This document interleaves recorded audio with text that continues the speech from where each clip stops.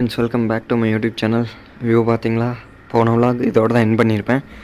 சரி, மியூசிக் தானே ஆன் பண்ணோம், நம்ம இதுலேருந்தே காட்டிடலாம் அப்படின்னு சொல்லிட்டு ஸ்டார்ட் பண்ணியாச்சு.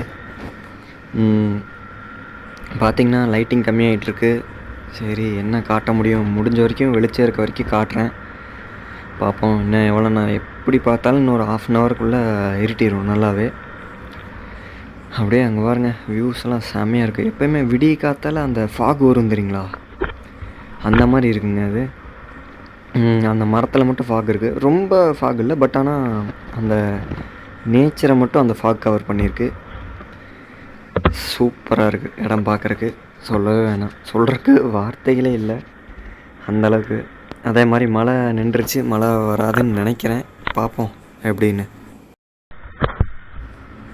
ஃப்ரெண்ட்ஸ், பார்த்திங்கன்னா மழை தூர ஆரம்பிச்சிருச்சு. சரி, கண்டிப்பாக மழை விடாதுன்னு நினைக்கிறேன். ஏன்னா மோஸ்ட்லி பார்த்திங்கன்னா காலையிலேருந்து விழுந்துகிட்டே தாங்க இருக்குது மழை. ஆமாம், பிளெயின்ஸ்லேயே அப்பா சரியான பவருங்க லைட்டு.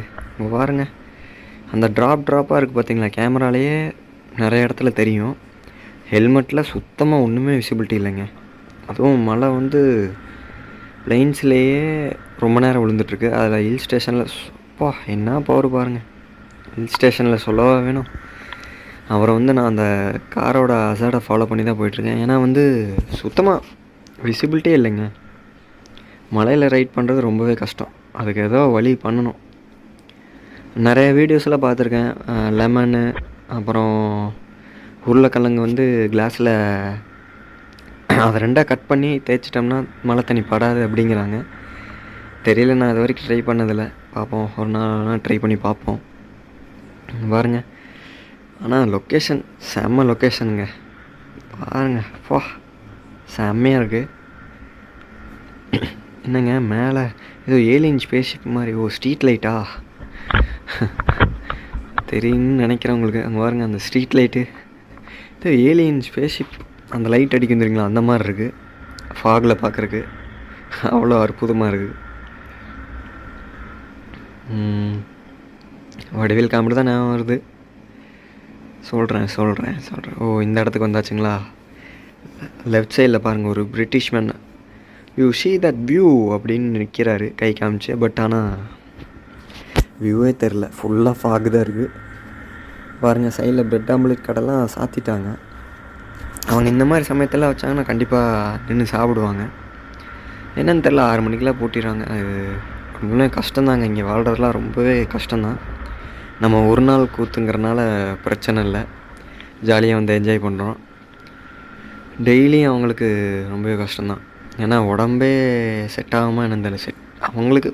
பட் அங்கே பாருங்க, காரை உள்ளெல்லாம் ஃபாக் ஆகிருக்கு. இங்கெல்லாம் பாருங்கள் கடை இருக்குது ரைட் சைடில். அதாங்க ஃபாகு சாரி, அவங்களுக்கு கொஞ்சம் செட் ஆகிருக்குன்னு நினைக்கிறேன். பட் ஆனால் தெரியல எப்படின்னு, நம்ம யாரையும் கேட்காம சொல்ல முடியாதுல்ல. தெளிவாக தெரிஞ்சால் போதும், அதுக்காக தான் அடிக்கடி தொடச்சிருக்கேன். ஏன்னா இது லைட்டிங் வேறு போகுதுங்களா, இருட்டாக போகுதுங்களா, உங்களுக்கு வேறு காட்டணுமே, அதுக்காக தான் க்ளீன் பண்ணி அங்கே பாருங்கள், சே அது என்ன கார் வருதா இல்லை பைக் வருதா என்னன்னு தெரில. பார்ப்போம். அந்த பெண்டில் வரப்போகுது, செம்மையாக இருந்துச்சுங்க அங்கே. ஓ, 2 வீலர். ஓகே, அதே மாதிரி இந்த இடத்தையும் நிப்பாட்டி காட்டியிருப்பேன். பாருங்கள், நம்ம இருந்தப்போ கூட கம்மியாக தான் ஃபாக் இருந்தது. இப்போ பாருங்கள், ஃபுல்லாக கவர் பண்ணிருச்சு, செம்மையாக இருக்குது. இதான் பார்த்திங்கன்னா ஹையஸ்ட் பாயிண்ட், அந்த வால்பாறையிலே வச்சு.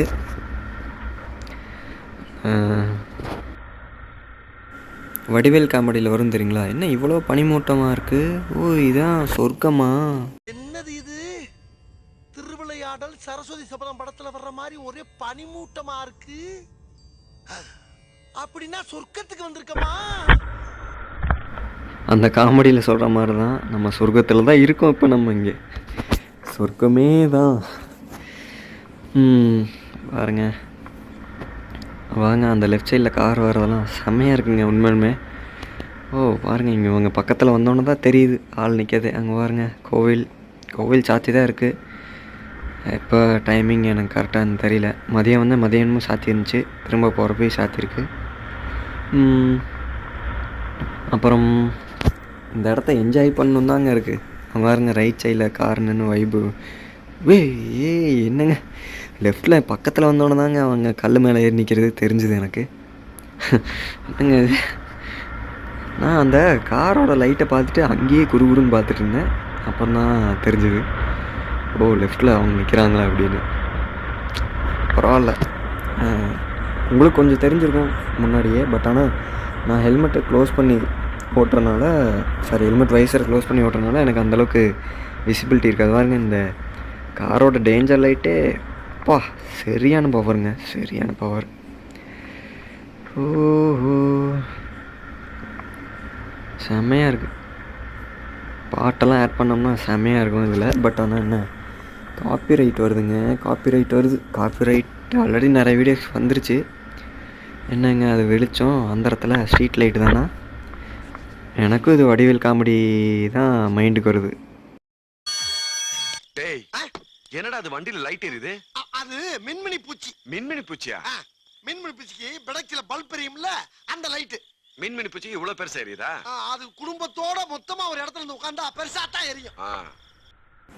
எப்படிங்க மேட்ச் ஆச்சா அந்த ஸ்ட்ரீட் லைட்டுக்கு அந்த காமெடி? பாருங்க,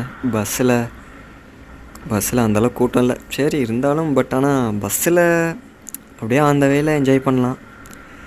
பட் ஆனால் இங்கெல்லாம் நின்று ஃபோட்டோ எடுத்து அதை அப்படியே அனுபவிச்சாதாங்க ஒரு என்ஜாயே. நான் நிறையா நின்றுட்டேன், அதனால தான். இங்கே பாருங்க, கார்லலாம் எல்லாம் நின்று ஃபோட்டோஸ் வீடியோஸ் எல்லாம் ரீல்ஸ், இன்ஸ்டா ரீல்ஸு பயங்கரமாக பண்ணிகிட்ருக்குறாங்க. அவ்வளோதாங்க.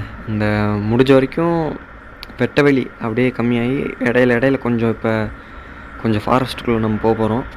ஃபாரஸ்ட்னால் பெரிய ஃபாரஸ்ட்லாம் இல்லைங்க, ஓரளவுக்கு மரம். பாருங்க, அந்த இடம் வெளிச்சத்துக்கும் இந்த இடம் வெளிச்சத்துக்கும் வித்தியாசம் தெரியுங்க. பாருங்கள், இடையில வெளிச்சம் இருக்குது, மறுபடியும் கொஞ்சம் கும்மிருட்டு மாதிரி ஆயிரும். இன்னும் ஊட்டிலாம் இதை விட சூப்பராக இருந்ததுங்க. பகல்லையே வெயில் அந்தளவுக்கு அடிச்சிட்ருக்கும். பட் ஆனால் இடையில ஒரு இடத்துல அவ்வளோ அடர்த்தியான டார்க்னஸ் வரும், அவ்வளோ அடர்த்தியான மரங்கள் இருக்கும். பாருங்கள், அவ்வளோ டீப்பாக போயிட்டுருக்கு. ஓகே, நான் அப்படியே இன்னும் கொஞ்சம் தூரம் போய் கண்டினியூ பண்ணுறேன். பாருங்க, உங்களுக்கு காட்டுறதுக்காக தான் அதெல்லாம் காட்டிகிட்டு இருக்கிறேன்.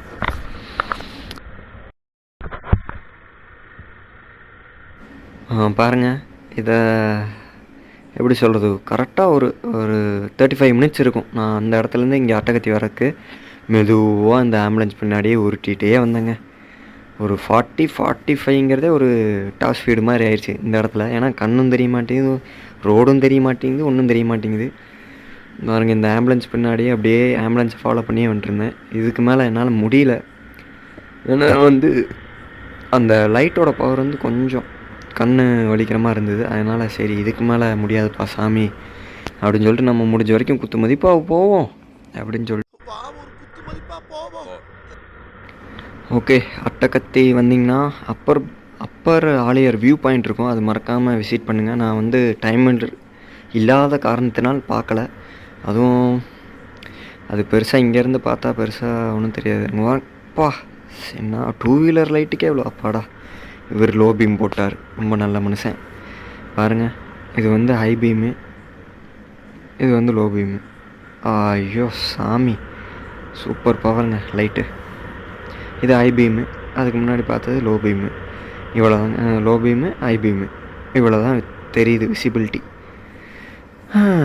அதான் வடிவேல் காமெடி சொன்ன மாதிரி தான், குத்து மதிப்பாக போவோம். பாருங்க, நம்ம இப்போ பெண்டு கீழே இறங்குறோங்களா, கொஞ்சம் ரிஸ்க்காக தான் இருக்கு. ஆனால் பாருங்க, ஆம்புலன்ஸ் நமக்கு பின்னாடியே வருது, அது மிரரில் அடிக்கடி தெரியுதுங்க. சரி, ஓகே, இதோட விலாக என் பண்ணிக்கிறேன். பிடிச்சிருக்குன்னு நினைக்கிறேன். Okay bye. இதுக்கு மேலே காட்டுறதுக்கு என்னால் முடியாதுங்க, ஏன்னா சுத்தமாக பெருசாக ஒன்றும் தெரியல என்னால். பாய் பாய்.